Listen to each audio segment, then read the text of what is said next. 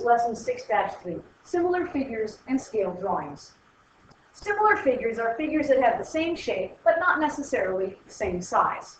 Think of going to a photocopier and taking a piece of paper and either enlarging it or reducing it in size. Everything on the page will have the same shape as the original, but it will not be the same size as the original. Indirect measurement is using familiar figures to compute distances that are too difficult to measure directly. For example, trying to measure how tall a tree is would be very difficult because you cannot climb to the top of the tree and drop a tape measure, because the tree gets skinnier and skinnier when you get to the top, and most likely you'll fall out of the tree or break the top of the tree off before you're able to drop your tape measure straight down to measure the tree. And a scale drawing is an enlarged or reduced drawing that is similar to the actual object or place. The ratio of the distance in the drawing to the corresponding actual distance is the scale of the drawing. If any of you have ever put together a model airplane or a model car or a model boat, those are scales. If you look on the box to the model, it will normally tell you it's a 1/16th scale, 1/32nd scale, 1/64th scale, which means 1 inch on your model is equal to 32 inches in real life, or 1 inch on your model is equal to 64 inches in real life. That's what a scale drawing is. Most architects will make things to scale first because the person who wants the building built has a better idea of what it's going to look like, and they can make changes before the building actually gets built. It's much easier and more cost-effective to draw a scale model of something, to look at it and say, oh, I kind of don't like the garage there because it's going to run into the traffic over here. Let's put the garage over on this corner of the building. That's much cheaper to change than once you start building the building and realize, oops, we put the garage in the wrong spot. Now, if we're going to work with similar figures, you need to understand the symbology for similar. This little squiggly line that looks like it's a sideways S, an S that fell over and went backwards, means similar to. For example, if I have the triangle here, ABC, and I put the little squiggly line and I have triangle XYZ, it means triangle ABC is similar to triangle XYZ. Since the figures are similar, corresponding parts must be congruent or equal. What that means is all the matching angles and all the matching sides must be in the same, all the matching angles must be congruent, and all the matching sides must be in the same ratio. How do you tell what parts match up to what parts? Well, if it's drawn the same direction, it's pretty easy. These two figures are drawn the same direction. I know here that side AB right here corresponds to XY right here, and that BC corresponds to YZ, and finally, last but not least, AC corresponds to XZ. If they were drawn so one was right side up and one was upside down, or it was turned, then you should look at the figures themselves. Here it tells you right here that triangle ABC is similar to XYZ, meaning that segment AB here, AB corresponds to XY. First two letters in the first triangle, first two letters of the second triangle. Okay, which means BC corresponds to YZ.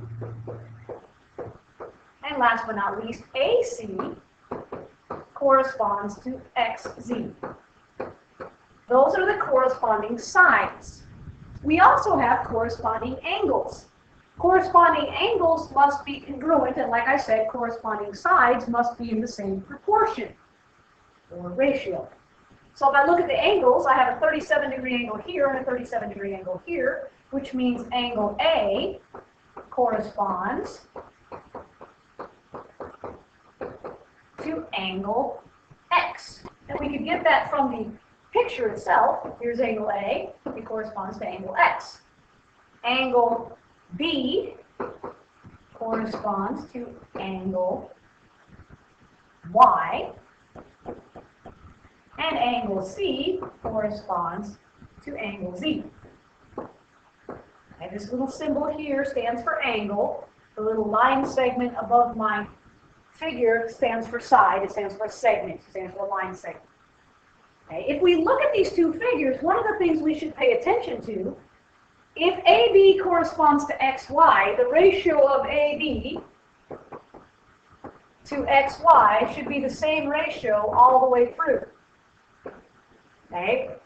AB happens to be 8, XY happens to be 4, which means this is a 2-to-1 ratio. BC to YZ should be the same ratio. BC to YZ, let's see if they're the same ratio. BC is 12, YZ is 6, 12 over 6 is 2-to-1 ratio. And last but not least, AC, which is 20, should correspond to XY, which is 10, excuse me, XZ, which is 10. And 20 over 10 does reduce to 2 over 1. So all the sides are in the same ratio, or what they call the same proportion. In order for figures to be similar, corresponding parts must be congruent, and corresponding angles must be congruent, and corresponding sides must be in the same proportion. Okay? Angles must be equal. Sides must be in the same ratio, or what they call proportion. Very, very, very important piece of information right there. Make sure you write that in your notes. Once you know figures are similar, you can use similar figures to solve for missing parts. If you know figures are similar, then you can use proportions to find missing pieces. For example, I have these two trapezoids here, just in case you didn't know they were trapezoids, you do now. Trapezoid ABCD is similar to trapezoid EFGH. We need to find the value of K. Right? So I have side AB here,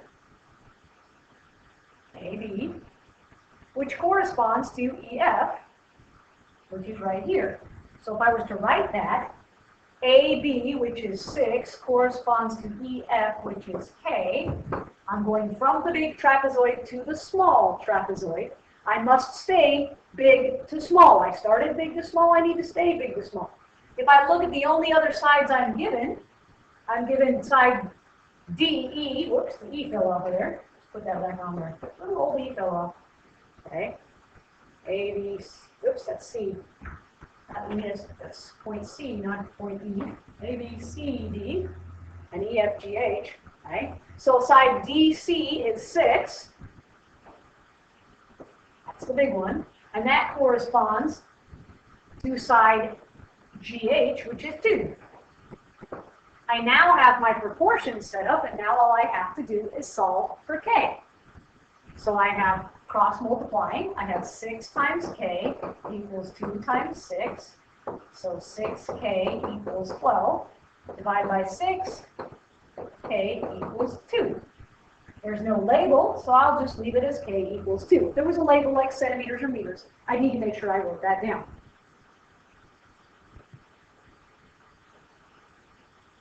So 6 over K equals, whoa, wait a second, I messed that up.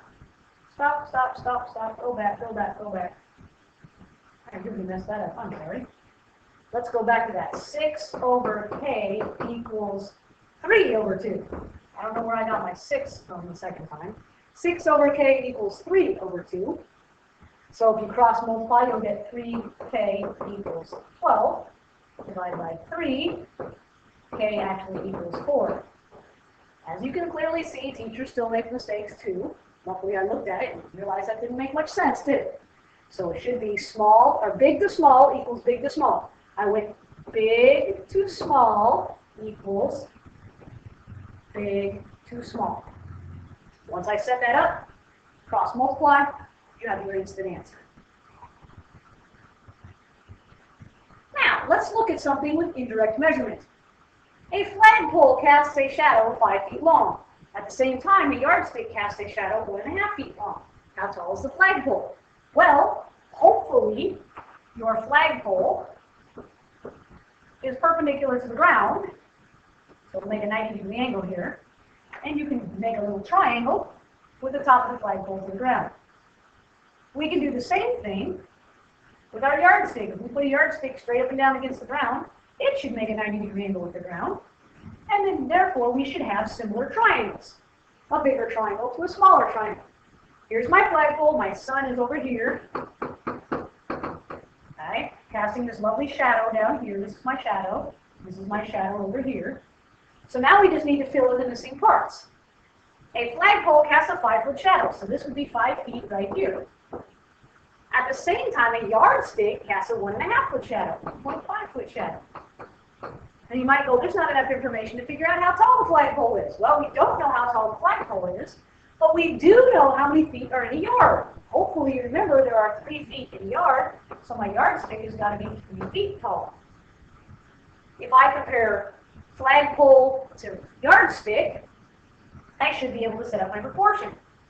Flagpole's height to yardstick's height equals flagpole's shadow to yardstick's shadow. And I leave all the labels off to the last minute because labels confuse you. Now we need to cross multiply, so I have 1.5h equals 3 times 5. So 1.5h equals 15. Divide by 1.5. H will equal, if we take 15 and divide it by 1.5, you should get 10. So the height of my flagpole is 10 feet. And you might say, well, that's not too tall to try to measure, but yet it still might be too tall to try to measure because not a lot of people can climb up a slippery flagpole very easily.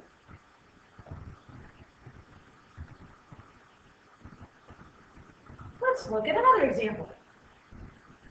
The scale of a map is 1 inch is equal to 24 miles. About how far is it between two cities that are 3 inches apart on the map? So we are going map to actual. And the map's distance is 1 inch, and the actual distance is 24 miles. So on your map, every inch on your map actually is 24 miles in real. So about how far is it between two cities that are 3 inches apart on the map? So we're doing map to actual, 1 inch is 24 miles, is equal to, they are 3 inches apart on the map. How many inches apart are they in actual life? So map's distance to actual distance equals map's distance to actual distance. If I cross multiply, 1 times x is x equals 24 times 3. If I multiply 24 times 3, I will get 72. So x equals 72. And of course we should label it, since it wants to know how far is it between two cities. That would be in miles, that wouldn't be in inches, because inches is in the map, so this would be miles in actual distance, because we're looking for an actual distance. Let's look at another scale drawing picture. It says trapezoid KLMN is similar to trapezoid ABCD. So KLMN, ABCD. Oops, let's C fell off again. C keeps coming off my little figures. Find the value of y. Okay? So if I need to find the value of y, I'm going to go small to big this time, just to mix it up a little bit. So small to big, these are my corresponding sides. Y over 6 equals small to big. Now you might go, gee, this doesn't look like it's small to big. Well, this is the smaller one on the figure. These may not be drawn to scale. So small is 5 over here. Big here is 3. So if we were to solve this by cross multiplying, 3 times y is going to equal 6 times 5. So 3y equals 30. Divide by 3. Y will equal 10. And again, there's no labels, so we don't label it either.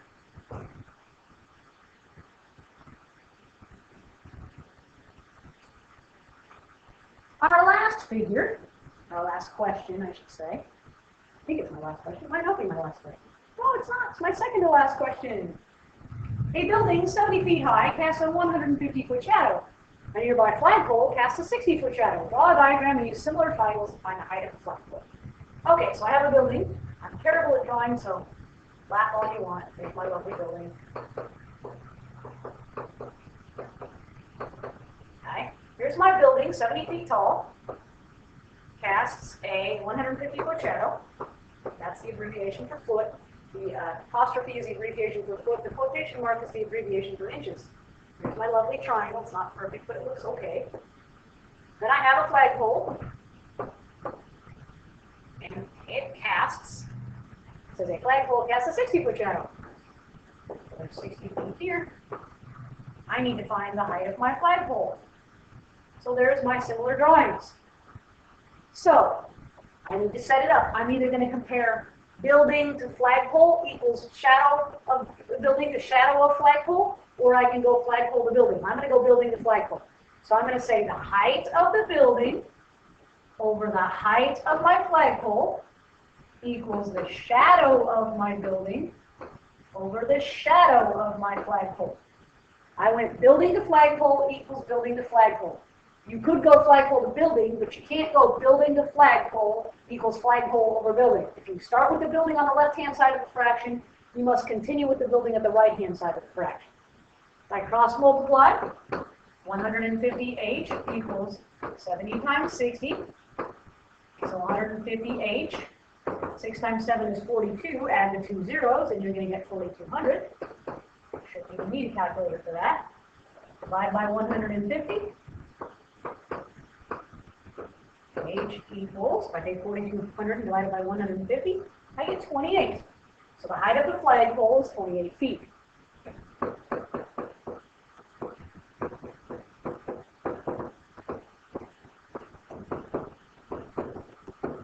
And there you go, my flagpole is 28 feet tall. The last question. The distance from Atlanta to Macon is about 75 miles. On a map whose scale is 1 inch is equal to 24 miles, what is the approximate map distance between the two cities? So we are doing map distance to actual distance again. And that is 1 inch is equal to 24 miles. So the map's distance over the actual distance equals, says the distance from Atlanta to Macon is 75 miles.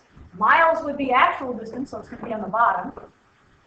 It says find the map distance, which I don't know, so I'll call it x. If I cross multiply, I have 24x equals 75. Take 75 and divide it by 24. X equals 3.125 inches. Or if you want to, 3 1/8 inches. I mean exactly the same thing. 1.125 is 1/8.